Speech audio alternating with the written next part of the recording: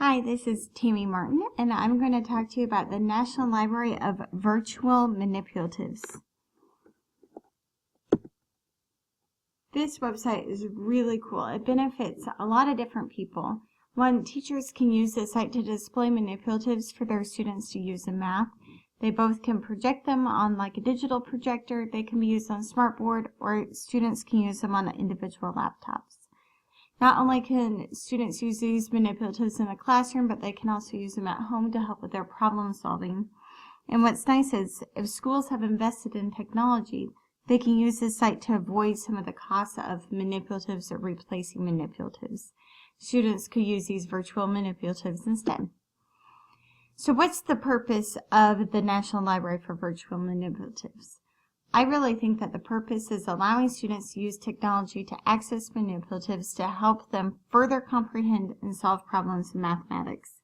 You can see here just a screenshot of something that could be used in algebra for the students. And they can use this website to solve a problem like this. Why did I use this site? The manipulatives give students a thorough understanding of the Common Core mathematical processes. Students can use them to help solve complicated problems, develop problems, generate data, and represent numbers.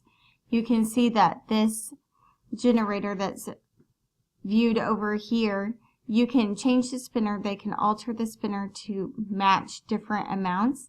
And they also can show it spun several different times, so they can generate a lot of data at once. Not only can they go through and spin each time if they wanted to using the spin button, but they also could type in 75 spins and see what data would pop up with that. Looking at that ISTE standards for teachers, it allows students not only to have a resource to solve problems using digital tools, but it also allows teachers to customize the experience by allowing students to choose their tools to meet their needs at the individual level. So now that we've heard a little bit about the National Library for Virtual Manipulatives, let's go to the website and look at it. Something that's really cool about this is that you don't need any sort of login at all. Students can just access this website, and then you can see that they have for pre-K through 2nd grade all the way to 9th grade through 12th grade, and you can see the index of skills. Let's take a look at just a couple to see what you could do. In the pre-K through 2nd grade, one of my favorite ones is base blocks subtraction. And what you use is you are going to use, it's going to ask me to run this application. You can see how you subtract with regrouping, which is, if you haven't taught elementary grades, an extremely hard concept for the students to understand. So you can see with base 10 blocks the 32, and they're taking away this 26, which is why they're represented in red. Now, if students are trying to solve this problem, they can see when you take the negative block and put it with the blue block, it takes those away. And right now we have -4, which isn't going to work for us. So they can physically take, or virtually take, I guess in this case, a 10 block and see how it splits into 10 more. And it gives them a visual of what that looks like when you subtract with regrouping. And then they can go ahead and finish out the problem. They can do that before if they notice that there's more red blocks prior to doing the subtraction, or they can wait until they have a negative number and do it that way.